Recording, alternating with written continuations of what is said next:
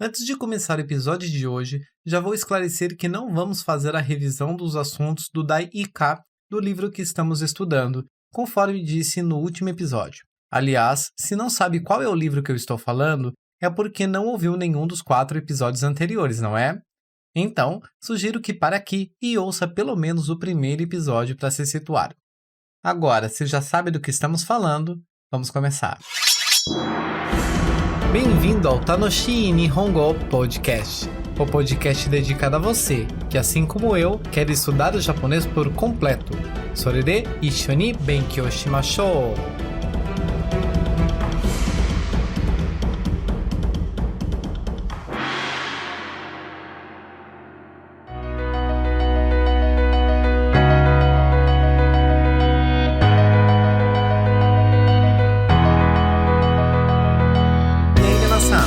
Genki desu ka?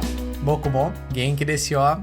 Estamos já no nosso 5º episódio e, como eu disse, antes de fazer uma revisão dos assuntos que foram abordados até aqui, vou falar da terceira forma de escrita que ainda não foi apresentada, que é o kanji.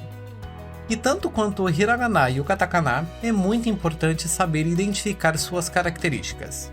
Hoje vamos desenvolver mais um aspecto conceitual dessa forma de escrita e alguns métodos para poder identificá-la mais facilmente nas frases. Contudo, já fazendo um disclaimer, você não vai, logo ao final deste episódio, sair lendo todos os kanjis que vierem, muito menos vou apresentar uma fórmula ou técnica mágica para conseguir ler todos os kanjis existentes. Mesmo porque são muitos símbolos e o estudo e a assimilação deles requer muita prática de leitura, reconhecimento e memorização, e isso leva tempo. O objetivo então é apresentar o que são esses caracteres e como eles se relacionam com a formação das palavras e sentenças da língua japonesa. Espero que ao final deste episódio você pelo menos consiga melhor compreender e começar a praticar. Então, sem mais enrolação, vamos começar. Como você ama atropelar.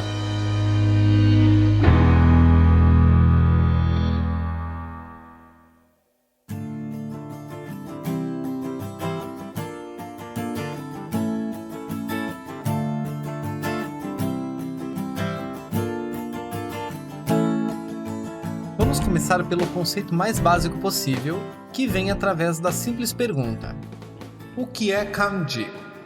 Mas até antes de falar do que é interessante saber de onde ele se originou. Isso porque o kanji não é uma forma de escrita originalmente japonesa, e sim chinesa, visto que foi importado pelo Japão por volta do século IV. Agora, falando bem resumidamente, até porque se for pesquisar na internet você vai achar um detalhamento muito maior e, portanto, vamos poupar tempo e ir direto ao que interessa. Os kanjis são caracteres utilizados na língua japonesa para descrever principalmente ideias, que são incorporadas à forma de escrita das palavras. E diferentemente dos silabários hiragana e katakana, que são caracteres que apenas descrevem os fonemas das sílabas, ou seja, representam graficamente o som, que já discutimos no 2º episódio, o kanji transmite o significado de uma palavra inteira, por exemplo. E por este motivo, ele também é chamado de ideograma. Podemos fazer um paralelo com os hieróglifos do Antigo Egito, que eram símbolos usados para descrever as situações do cotidiano da época. E o kanji na China também nasceu com esse propósito, e depois foi evoluindo até os traços que hoje existem. Já no Japão, o kanji foi adaptado ao idioma, tanto na forma de pronunciar cada símbolo, quanto na escrita das palavras japonesas, pois estes ideogramas foram combinados com o hiragana, substituindo toda ou parte das palavras que são escritas até então. Mas novamente, por que ele define uma ideia? Como assim? Isso se dá pelo fato de cada ideograma não estar preso, podemos dizer assim, a uma única palavra ou pronúncia. Ou seja, um único kanji pode ter mais de uma pronúncia, isto é, lemos ele de formas diferentes dependendo da palavra que o ideograma compõe. Bem como um mesmo kanji pode compor várias palavras diferentes que podem ou não ter uma mesma relação de significado. Por exemplo, há kanjis que estão presentes em 2 palavras e essas palavras não têm, a princípio, um significado semelhante uma com a outra. Para ilustrar um pouco isso, vamos exercitar um pouco a nossa imaginação. Imagine que vamos recriar a língua portuguesa. Aliás, para deixar mais palpável, Pega uma folha de caderno e um lápis e escreva conforme as instruções que farei a seguir. Primeiro, imagine na sua mente um triângulo isósceles. Lembra, né, do triângulo isósceles das aulas de geometria? O que é triângulo isósceles? Eu não lembro nem o que comi no café da manhã, vou lembrar o que é isso? Seja menos pedante. Tá bom, tá bom. Triângulo isósceles é um triângulo de lados iguais. Mas esquece, vamos só pensar em um triângulo. Qual a principal característica que um triângulo tem? Pensa aí um pouco.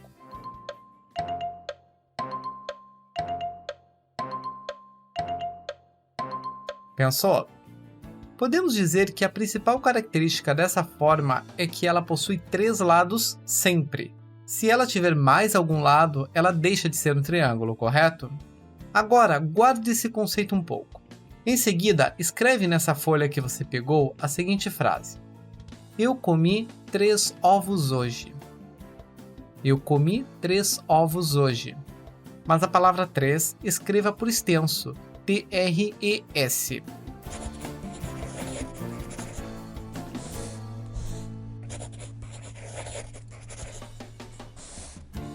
Na linha de baixo, escreva de novo a mesma frase, porém dessa vez você vai substituir a palavra 3 pelo símbolo do triângulo. Então você vai escrever assim: Eu comi, em seguida o desenho do triângulo, ovos hoje.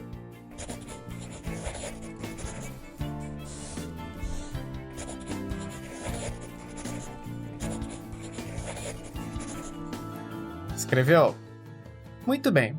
Então agora você vai ler essa segunda frase de novo, porém quando chegar no triângulo você vai ler ele como 3. Ou seja, nessa frase nós transformamos este triângulo numa palavra que será lida como 3 e não triângulo.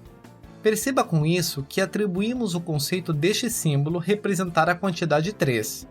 E também substituímos as letras T, R e S pelo triângulo. E com isso já podemos colocar no nosso novo livro de regras da língua portuguesa que toda vez que for escrever a palavra 3, podemos substituir o símbolo do triângulo, caso a pessoa deseje. Até aqui tudo bem. Tudo bem nada, vou te denunciar para a Academia Brasileira de Letras, que tá querendo corromper o português. Não exagera, é só uma suposição para poder entender o conceito de kanji, tá legal? Então continua, seu conspirador. Ignora, gente, a edição adora causar no meio dos episódios. Mas vamos continuar o raciocínio. Agora, na sua folha, pula 2 linhas e escreve esta segunda frase. Já é a 3ª vez que venho neste restaurante.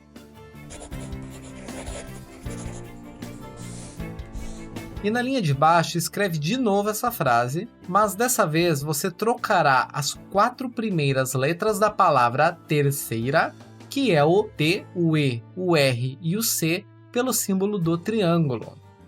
Aí você terá um triângulo seguido das letras E, I, R, A, eira. Então a frase vai ficar assim: já é a, símbolo do triângulo, eira vez que venho neste restaurante. Mas do mesmo modo, quando for ler esse triângulo eira, você lerá terceira.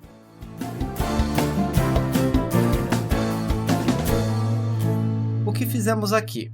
Pegamos um símbolo que representa para nós a ideia de 3, visto que o triângulo tem 3 lados, como eu já disse, e por conta disso atribuímos o símbolo do triângulo tanto à própria palavra 3, quanto a outras palavras que remetem à ideia do número 3. Como foi a palavra terceira.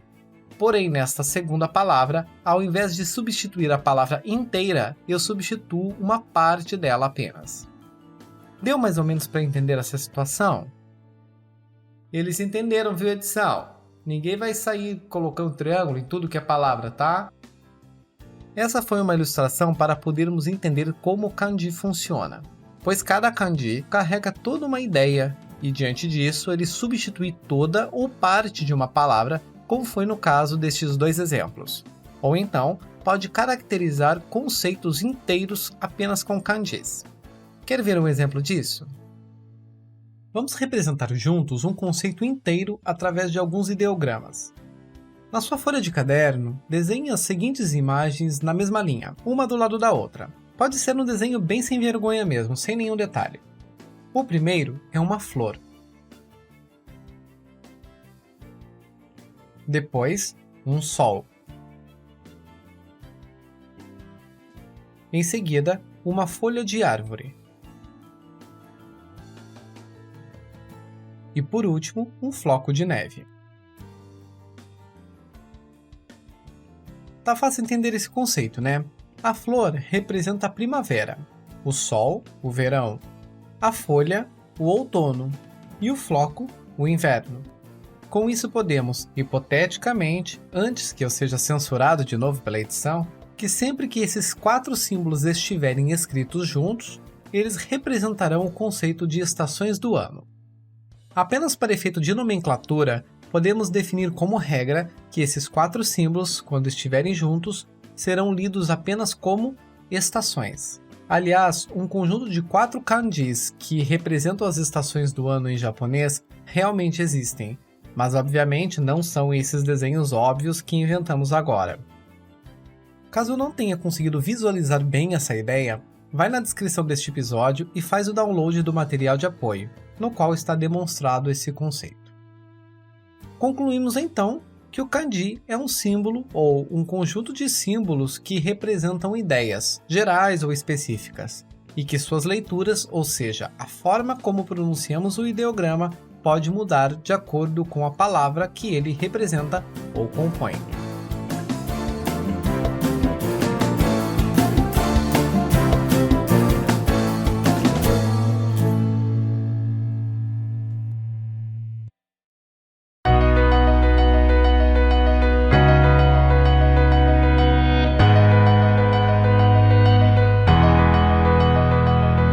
Entendido o conceito de kanji e qual a sua função, cabe salientar que no total são mais de 5.000 kanjis existentes.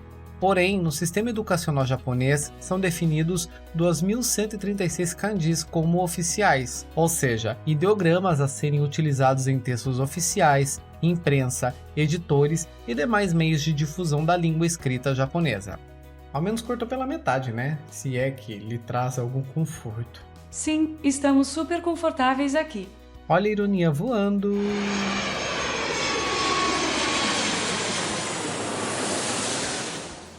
Os japoneses aprendem essa quantidade de kanjis ao longo de toda a educação formal, sendo os primeiros 1.026 kanjis durante a educação primária e os outros 1.100 até o final do ensino médio. Não tá fácil para ninguém. A única diferença é que eles aprendem ao longo de 11 a 12 anos, enquanto que para nós é de paulada mesmo, não tem como escapar. O melhor é se fazer aceitar e achar formas de aprender essa escrita. Mas para começar a facilitar o entendimento dos kanjis, podemos entender como eles são classificados. Existem 4 tipos de kanjis. Aliás, para você poder visualizar melhor, acompanhe junto ao material de apoio deste episódio. Se já abriu, vá até a página correspondente ao tempo deste ponto que estamos falando. O primeiro tipo de kanji é o hieróglifo, ou kanji pictográfico, que são os ideogramas que se originaram de figuras ou desenhos de objetos e fenômenos do cotidiano.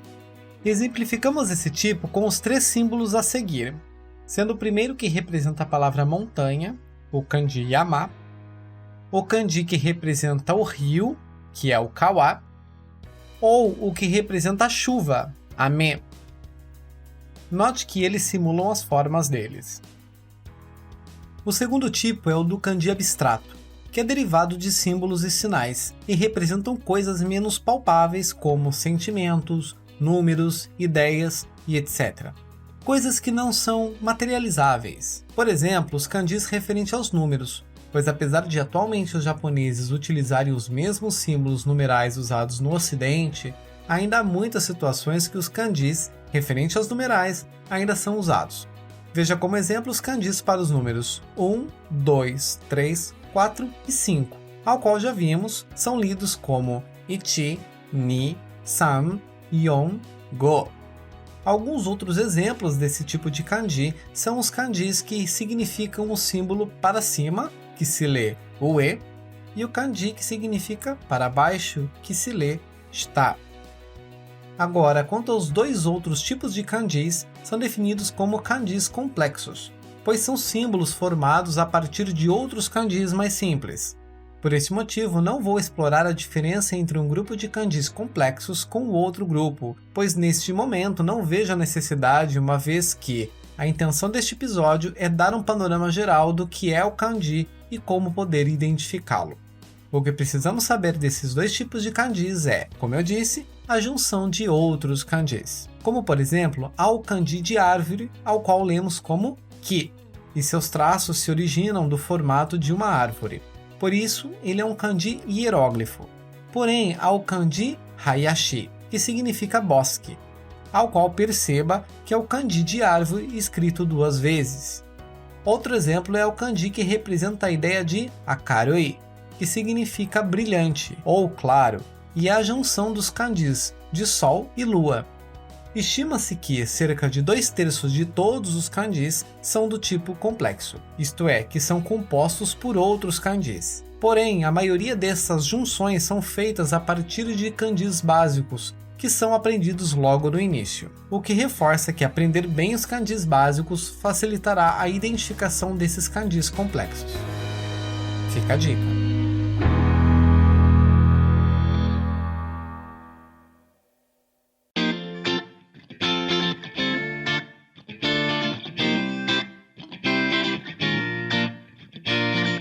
Até aqui, já entendemos que os kanjis são figuras que representam ideias e por isso têm flexibilidade ao representar palavras inteiras e compor partes de palavras. Vamos lembrar também do que falamos no segundo episódio desta série, o qual as palavras são compostas por fonemas, ou seja, as sílabas. Através dessas duas afirmações, vamos falar sobre a leitura fonética dos kanjis.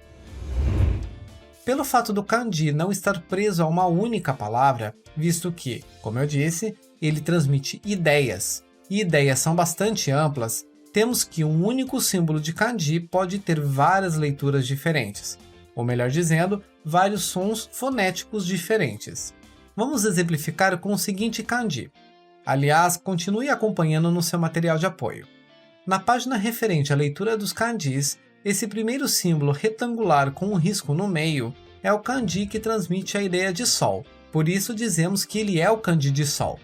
Em outras palavras, sol é a ideia básica que ele passa. E fazendo um parênteses aqui, é muito comum quando vamos nos referir a determinado kanji, nós usarmos expressões como esse é o kanji de sol, esse é o kanji de lua, ou esse é o kanji de água.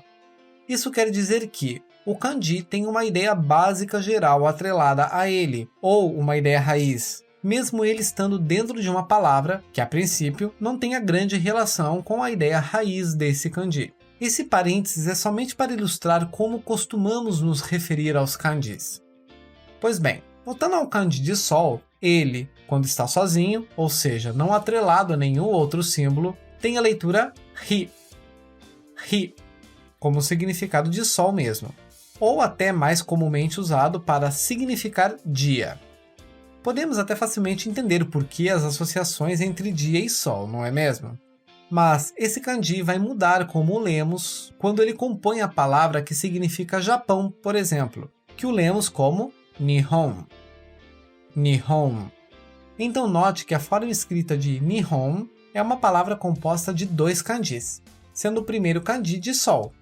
Porém, esse símbolo agora leremos como Ni e não Ri.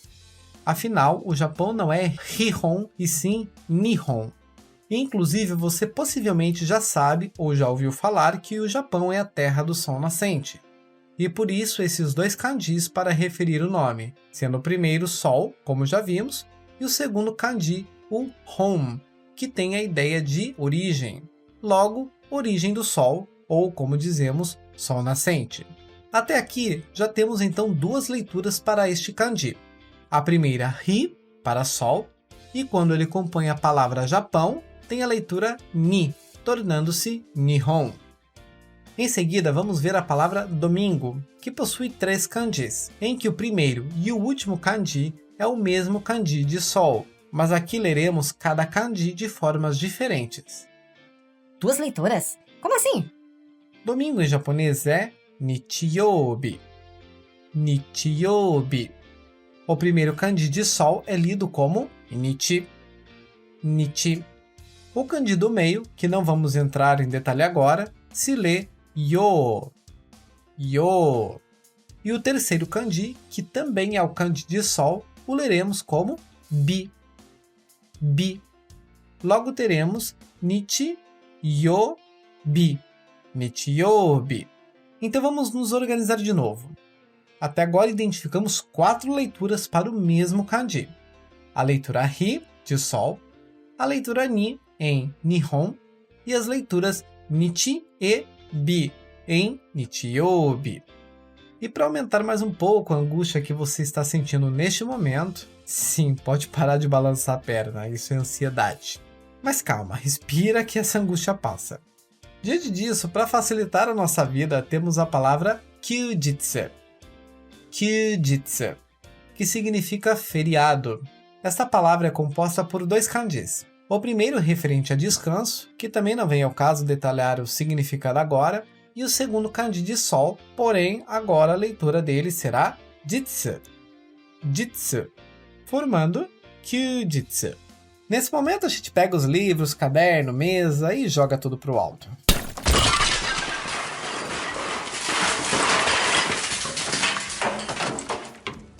Mas depois de passar essa fúria toda, podemos concluir o seguinte ponto.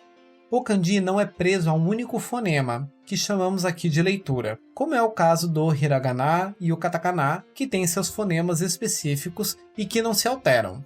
Portanto, cada kanji pode ter de 1 a 4 ou até mais leituras atreladas a ele, e estas leituras são categorizadas de acordo com a sua origem, isto é, quando ela foi importada pelo Japão. As categorias são 2, a leitura on e a leitura kun. A leitura on é a pronúncia dos kanjis baseada na leitura chinesa, porém na época em que os kanjis foram importados pelo Japão. Já enfatizo isso, pois não é saber ler os kanjis que conseguiremos de bônus aprender o mandarim, pois são 2 línguas completamente distintas uma da outra. O que temos é que quando os japoneses trouxeram os kanjis para compor a sua língua, muitos sons que eram atribuídos aos kanjis pelos chineses se mantiveram nos kanjis em palavras do japonês. Porém, muita coisa mudou da forma falada da língua, tanto do Japão quanto da China. Afinal, estamos falando de 1600 anos de lá para cá. Já a leitura kun é a adaptação da leitura do kanji de acordo com as palavras que já existiam em japonês. Ou seja, mantiveram a forma como a palavra era dita e colocaram o símbolo no lugar do símbolo anterior. Como fizemos há pouco quando trocamos algumas letras da palavra terceira pelo triângulo no nosso exercício mental. Isso tudo é o que gosto de chamar de uma bela salada linguística que se tornou o Nihongo. Eu não aguento! Na realidade, essa questão de entender o que é leitura on e leitura kun só basta saber a título de conhecimento adicional, pois não vai acrescentar facilidades para ler os textos. A procura para identificar se a leitura é chinesa ou japonesa não é usada na prática e só vai deixar as pessoas mais confusas quando for estudar. Ou seja, posso jogar tudo isso que falou no lixo, já que fez as pessoas perderem tempo de suas vidas. Não é bem assim também. Essas informações são bases conceituais que, inclusive, em livros didáticos são encontrados. E já deixo explicado para que, caso se depare com essas informações, ninguém fique sem saber o que é. Mas, em suma, o que acho interessante focar com relação ao kanji é: uma boa forma de memorizar tanto o significado quanto a leitura dos kanjis é aprendê-los gradualmente, conforme eles vão surgindo nos textos. Porque pegar um livro de kanjis e tentar decorar sem contexto será muito mais cansativo e menos eficiente. Tente aprender a leitura do kanji junto com a palavra que ele compõe, não pegar o kanji isolado e tentar decorar todas as leituras atreladas a ele. Até porque são mais de 2.000 kanjis, e se for multiplicar pela leitura de cada símbolo, é irracional. Inclusive, aprender kanji em conjunto com a palavra e com o contexto que ele está inserido faz mais sentido. Afinal, fazemos a leitura dos textos por palavras e não letra por letra, do mesmo modo que fazemos no português. Pode observar, quando lemos um texto, não ficamos identificando cada letra para depois saber o que significa. Simplesmente batemos o olho na palavra inteira e já conseguimos identificar de acordo com o mesmo padrão que temos gravado na nossa mente. Como se cada palavra fosse uma fotografia única e não um conjunto de letras. E por último, Treinar a leitura dos kanjis também ajuda a memorizar o significado, uma vez que a memória mecânica é uma forma de forçar o seu cérebro a reter as informações. Principalmente para quem está começando o estudo do japonês, os livros didáticos costumam colocar o que chamamos de furigana, que é a leitura do kanji escrita em hiragana, mas comumente colocado em cima do kanji. Porque o estudante, não só o estrangeiro, mas o próprio estudante japonês nativo, obviamente ainda não sabe como se lê os kanjis, e isso ajudará a ler aquele símbolo até memorizá-lo. Mas em textos padrões do cotidiano, não é comum ver muitos kanjis com o furigana. Quando há furigana, é porque se trata de kanji de rara utilização ou fora dos kanjis oficiais. Ou ainda, quando o público-alvo de determinado texto é mais jovem, como por exemplo, em livros de mangás juvenis. E uma outra situação que vemos o furigana é em quase todos os formulários no qual é preciso preencher o nome da pessoa e o endereço. Porque como o nome dos japoneses e o nome das cidades são escritos em kanji, podem haver situações em que a leitura desse kanji não é a leitura padrão usados nas palavras, ou são kanjis muito antigos com nomes históricos que caíram em desuso. Então, para evitar confusão na hora de pronunciar o nome da pessoa ou da cidade, sempre haverá o campo para inserir o furigana em cima do kanji. Logo, o furigana é um parceiro e tanto durante os estudos.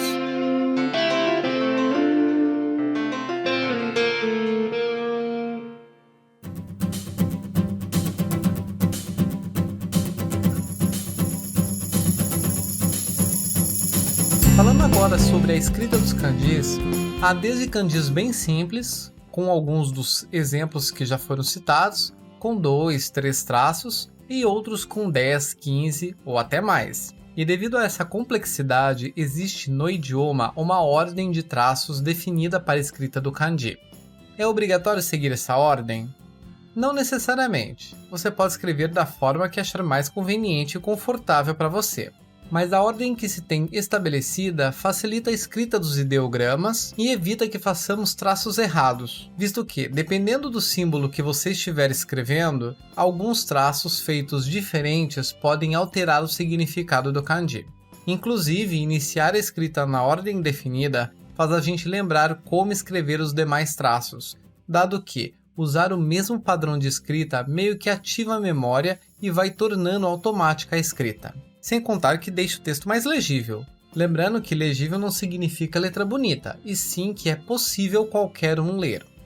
A ordem de escrita dos kanjis segue 3 etapas básicas. Acompanhe com a ilustração do material de apoio. A primeira é a escrita das linhas horizontais, da esquerda para a direita. A segunda é de cima para baixo. E a terceira é a chamada escrita em quadrado. Nesta, inicia-se fazendo uma linha de cima para baixo. Em seguida, escreve uma segunda linha horizontal a partir da ponta de cima da primeira linha que foi feita. E sem tirar o lápis do papel, já faz uma linha vertical paralela à linha anterior. E por último, finaliza escrevendo a linha de baixo, ligando essas duas linhas verticais, formando assim um quadrado. Se você ouviu sem olhar o material de apoio e entendeu só pela explicação, parabéns, você tirou 10 em geometria. Se não, abre o material de apoio para entender o que eu falei. E aliás, essa escrita em quadrado é muito utilizada, pois há vários kanjis que contêm esse formato básico. Outro ponto é que as 2 primeiras etapas não são necessariamente nessa ordem. Há kanjis que há traços iniciados de cima para baixo e em seguida da esquerda para a direita e vice-versa. E a escrita se prossegue podendo alternar entre elas. Tudo vai depender do kanji em si. Normalmente os dicionários eletrônicos, sejam em aparelho ou em aplicativos, ou até aplicativos de kanjis, mostram como escrever a ordem do kanji que você pesquisou. O aplicativo Dictio Dictionary, por exemplo, que indiquei no primeiro episódio, possui essa função, mas há tantos outros que também possuem. Volto a dizer que você deverá escrever como achar mais confortável para você, mas essa ordem padrão facilita bastante na memorização e na própria forma de escrever. Então, vale a pena praticar. Existe também formas de escrever o kanji quanto ao acabamento dele, se ele é mais fino na ponta ou mais grosso, mas isso você vai se acostumar enquanto ver cada kanji e for praticando a escrita. Esses detalhes são aplicados no Shodo, que é a arte da caligrafia japonesa, que é uma arte mesmo. Existe toda uma técnica tradicional para escrever e até o posicionamento de corpo, braços e punho. É utilizado ao invés de uma caneta, um pincel especial e tinta nanquim escrito no papel de arroz. É uma arte milenar, pois a sua origem remonta ao século I, em 300 a.C. O Shodo ainda é ensinado nas escolas primárias, afinal faz parte da história japonesa. E é uma arte muito bonita que vale a pena pesquisar.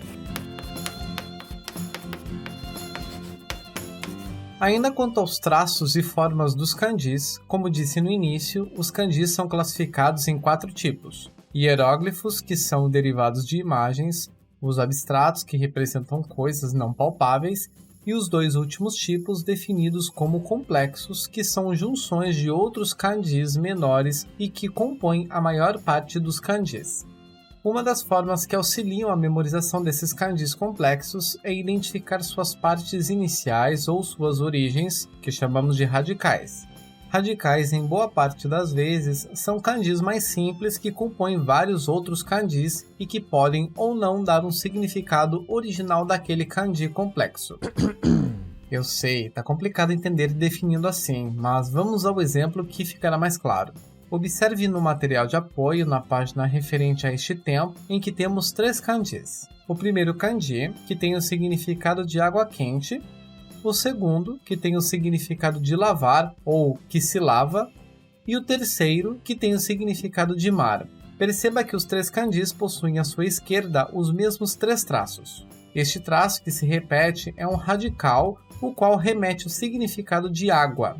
Assim sendo, perceba que os 3 kanjis têm relação com água, direta ou indiretamente, sendo água quente, lavar, ao qual se usa água, e mar.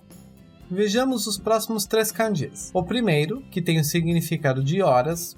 O segundo, que tem o significado de claridade, ou até de amanhã.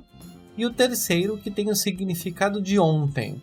E note agora que o radical deles é o kanji de sol, o qual transmite para esses kanjis o significado referente ao tempo transcorrido ou a transcorrer. Esses radicais podem estar em vários lugares: à direita, esquerda, em cima, embaixo ou no meio do kanji. Para cada kanji complexo tem seu radical específico, e saber identificar bem ele facilita não somente para lembrar de como escrever o símbolo, mas para diferenciar um kanji do outro, pois há kanjis que são bem parecidos entre eles, mudando apenas o radical. Veja como exemplo a diferença entre o kanji de água quente, que acabamos de ver, com o kanji que tem o significado de lugar. O que mudou entre os dois foi apenas o radical, sendo o primeiro transmitindo a ideia de água, como vimos, e o outro é um radical que remete à ideia de terra, de chão. As diferenças são até sutis, mas que mudam completamente o significado. Ao todo, são 214 radicais que estão espalhados em vários kanjis. E alerto de novo, querer decorar os 214 radicais também, na minha opinião, é um esforço desnecessário. Apenas saber que esses radicais existem já fará você prestar atenção quando ler os kanjis, e assim evitar confusão. Uma última característica sobre a escrita japonesa é a direção em que os textos são escritos. Atualmente, os textos japoneses, como cartas, relatórios e etc., por influência do Ocidente, são escritas em linhas horizontais da esquerda para a direita, como costumamos escrever. Porém, originalmente, os textos japoneses são escritos de cima para baixo. Isso mesmo, escritos em pé e da direita para a esquerda. Ainda podemos ver bastante dessa forma em alguns documentos oficiais japoneses, nos livros e nos mangás. E ainda mais uma curiosidade: caso não saiba, tanto os livros como os mangás e revistas são iniciados de trás para frente, comparado à nossa forma de leitura.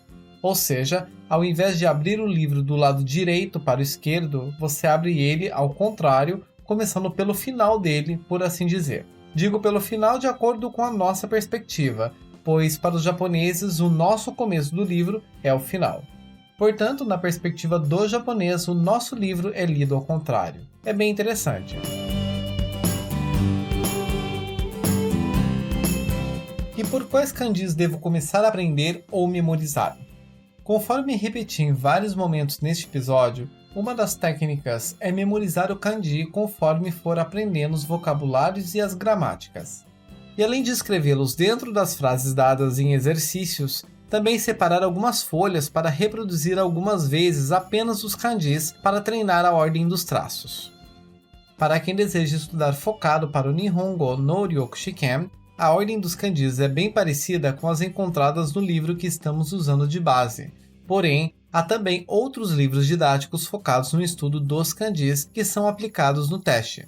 Mas ainda assim acredito que estudar com contexto, ou seja, usando frases e textos, é uma forma mais eficiente de memorizar. Para os amantes de aplicativos, existem alguns específicos para a memorização de kanjis, como o aplicativo Kanji Tree, Tree de árvore em inglês, o qual separa os kanjis por nível, seja do JLPT ou pela ordem que é ensinada nas escolas japonesas. Se tiver um maior tempo disponível, faz algumas buscas na internet por algumas frases com as palavras que você aprendeu, e além de ler em voz alta, deixar escrito em um caderno para você revisar ou até inserir em um aplicativo de repetição espaçada como o Anki, e obviamente rever com frequência. Lembre-se do nosso mantra, Nankai mo renshū shiyō. Vamos treinar várias vezes.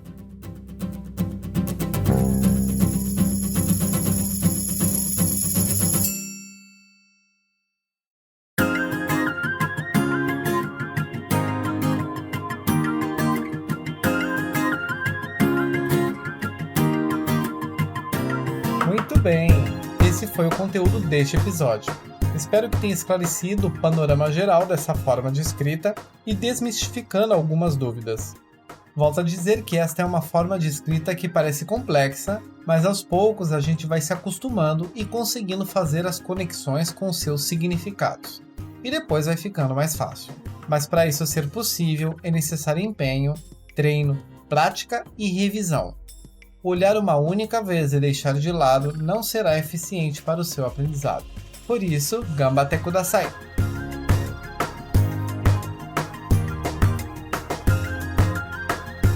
E então, gostou do episódio de hoje? Tem alguma opinião, crítica ou sugestão sobre ele ou sobre todo o nosso conteúdo? Então, entre na nossa página do Facebook, Tanoshi Nihongo Podcast e faça o registro. Para facilitar, vou deixar o link na descrição do episódio. Vai lá e comenta. Conhece alguém que possa se interessar por esse conteúdo? Então, compartilha com ela, para que ela possa se juntar a nós e também desenvolver seus conhecimentos. Afinal, conhecimento é algo que ninguém tira de nós e nada melhor que compartilhá-lo com as pessoas, não é mesmo? Passados nossos recados, agradeço por me ouvir até aqui. Arigatou gozaimashita! E estou te esperando no próximo episódio. Nada para falar hoje, não, edição? Sempre trate bem os garçons. Nunca se sabe o que ele pode fazer com seu prato. Mas que maldade é essa? Tô falando de humano, né? Sei lá o que pode fazer. Beijos. Tá bom então. Minasan, vamos estudar e nos aprimorar. Mata, né? Sobe o som, pessoa precavida.